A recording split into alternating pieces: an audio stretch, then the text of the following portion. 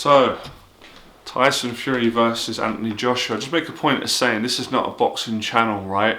But I do like to cover, the really big fights because I know there's a lot of fans on my channel. So this channel, I'll explain what this channel's for, so you can subscribe if you want. This channel is for people that want to face their fears more, especially people that have got social anxiety, want to build more confidence and become fearless in their dating life perhaps, or with people in general, or any form of fear that you have, helping you to overcome it and to get to build a lot of courage and confidence. But I do love boxing, I'm a huge fan, so I'm going to cover the video, and we did one before. So my personal prediction before I get into it hasn't changed. I still think Tyson Fury is going to win. I just wanted to ask you guys, apparently the pay-per-view is going to be £40. I've got to be honest, I do think that's a rip-off. And that's not saying that, Tyson Fury and Joshua, obviously, I don't put a price on human life, but I do think it's expensive because the normal pay-per-view is usually £20. I think I paid £20 for the Fury Wilder fight, right? So to put it up to double, I think it's greedy.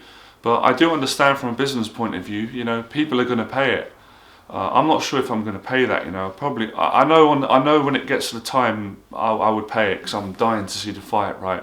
But I'm not happy about the price, but what can you do? That's life. So what's you guys and girls' thoughts on the price? Would you pay £40 for the Tyson Fury Joshua fight? Now, I will say this, right? Since the last video I did, I got a lot of criticism on the video, right? Which didn't bother me at all. I actually kind of enjoy it. It's more people commenting, looking at my videos. A lot of people that are fans of Joshua didn't agree with me. My prediction was I think Fury will stop Anthony Joshua within 10 rounds, right? He'll knock him out, or he'll be a technical stoppage. So that's fair enough. That's your opinion. Obviously, I've got my opinion. You've got yours. Since that video, I've had more time to think about the fight. I do think that the fight is going to be, a bit closer than I thought before, and I'll tell you why. Right, I still think Fury's going to win because I think Joshua is going to be up for this fight more than any fight he's ever had, probably more than when he fought Klitschko. Right, this is a massive fight. This is everything on the line for these two. Right, whoever wins this really is. They're the number one heavyweight, even though I think right now Fury is, right, he's proven that. But some of you might disagree, but whoever wins this is clearly the number one heavyweight. And the financial pressure, the pressure on Anthony Joshua's brand, the pressure on Fury's brand, not just the individual, the teams around them, and individually, obviously, they're human, they've got an ego, they don't want to lose. So I think Anthony Joshua is going to up his game.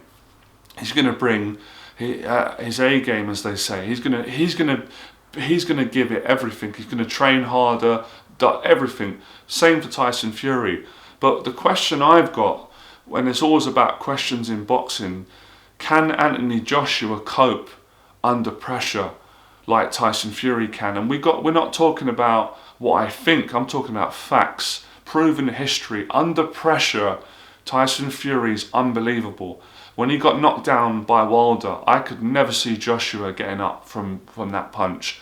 If Wilder would have hit Joshua with that shot that he hit Tyson Fury with in the first fight, in the 12th round, that would have been fight over. Joshua wouldn't have got up, or if he would have got up, he would have got knocked out, right? In fights, we've seen it with Andy Ruiz.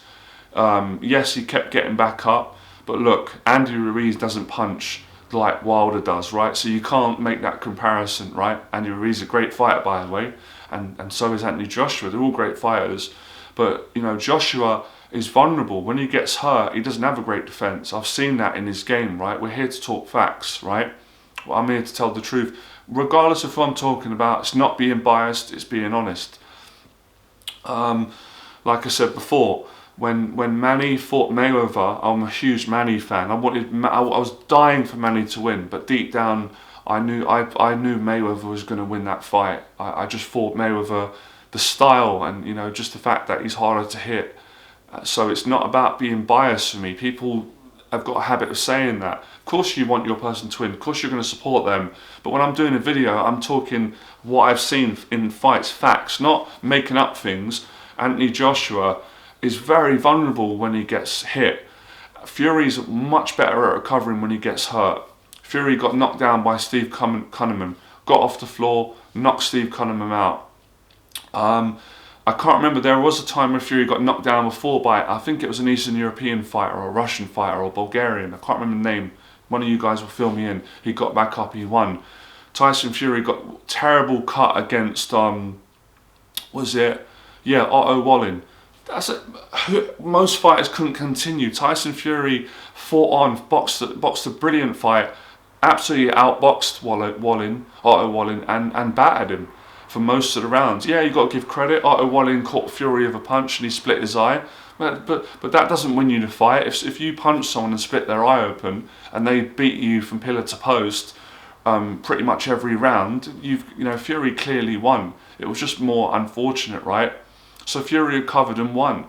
Again, the shots that he took off Wilder, the knockdowns. Wilder knocked every single opponent out before Fury.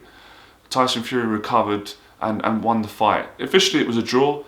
Second fight, Tyson Fury destroys Wilder. So I just think Tyson Fury is much more adaptable than Joshua. He's got much more styles than Joshua. He's naturally, you can't deny this, he's a better boxer. But of course, Joshua's got his strengths. Joshua, for me, he's a better combination puncher than Tyson Fury. That is Joshua's speciality. He's got a great uppercut on the inside. He's got a lot of power. I'd have to say that Joshua, from what I've seen in fights, has probably got harder single punching power than Fury, right? Based on what I've saw, it doesn't mean it's 100%, but what I've saw in terms of combinations like an uppercut, a hook, and then a right hand or a double jab, and then finishing him, he's more concussive, right? And that doesn't mean Fury hasn't got power. Fury's got a lot of power.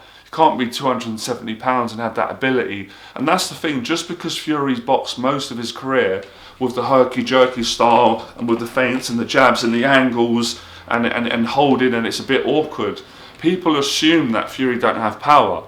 Well, if you don't think Fury's got power, look what he done to Steve Cunningham. Look what he done to Deontay Wilder in the second fight. It's just that Fury's chosen to box, with the Muhammad Ali style, which is a brilliant style, which is hitting, dancing, and not really getting hit much, not getting involved. That takes great skill. But that doesn't mean he can't punch. It didn't mean Muhammad Ali couldn't punch. Muhammad Ali could punch extremely hard. So, but yeah, if I had to be honest, I'd say Joshua punches harder than Fury, especially with the combinations on the inside. There's no one better than Joshua at this point in time out of all the heavyweights, but that still doesn't dissuade my opinion. That doesn't qualify for me for him beating Tyson Fury, because I think this fight's going to come down to several things. Number one is the game plan to which Joshua applies in Fury. That's what we're going to find out. I'm curious what game plan, and obviously Robert McCracken is a great trainer. I've always liked Robert McCracken, who trained Carl Froch, and obviously he trains all the guys on the GB team for the Olympics, or the British fighters. So I know he's a great trainer. He'll give Joshua the best game plan he can possibly give him. Tyson Fury is a master at game plans, as we know, and he's got an amazing trainer, Sugar Hill. The Manny Stewart school, the Kronk. He'll come up with a great game plan. And Fury's the master of game plans, both in and outside the ring. So psychologically, we know for a fact that Fury's stronger than Joshua. He's socially stronger at the mind games of getting in your head. It's just obvious. We have to talk facts, what we've seen through what we've seen through these fights, through the interactions. It's not really Joshua's style, to be honest. To give him credit, he's quite humble and easy going. I've not seen Joshua do trash talking, not unless someone upsets him, then he responds. But that's where his weakness is, when he gets insulted or Tyson Fury winds him up. If he gets to him and Joshua gets angry, you don't want that in a fight. If you know about boxing and fighting, maybe in a street fight, anger can win you a fight or situation, but we're not talking street fighting here. Or like maybe more of like an arranged fight. We're talking boxing, where if you lose your temper and get angry, that can make you walk into punches and get knocked out. That can make you go out of your game plan. So it's not good. You want to be calm, you want to be happy, you want to be switched on, you want to be relaxed.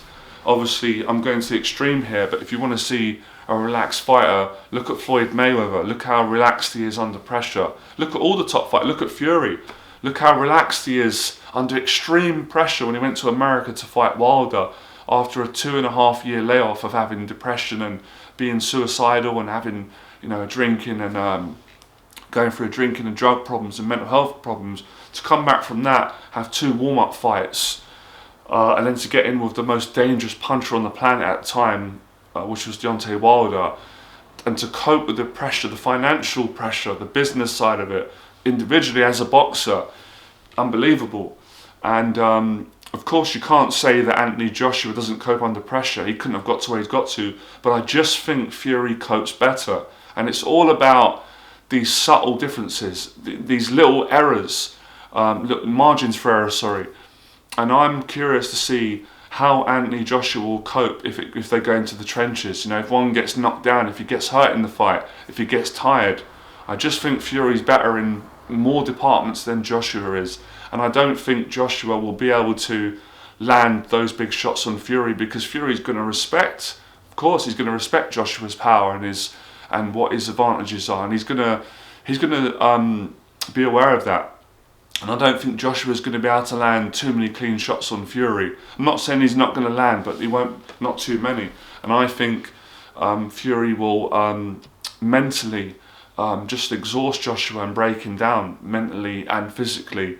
I just think he's the fitter boxer, he's the better boxer, and he can hurt him as well. Like I said, just because Joshua's more the power puncher, it doesn't mean that Fury can't knock Joshua out. I believe he's got the power to knock him out. If Andy Ruiz can knock Joshua out, put him down and stop him, then I know for a fact Tyson Fury can do it. And Dillian White hurt Joshua. Joshua's been hurt in a lot of his fights, right?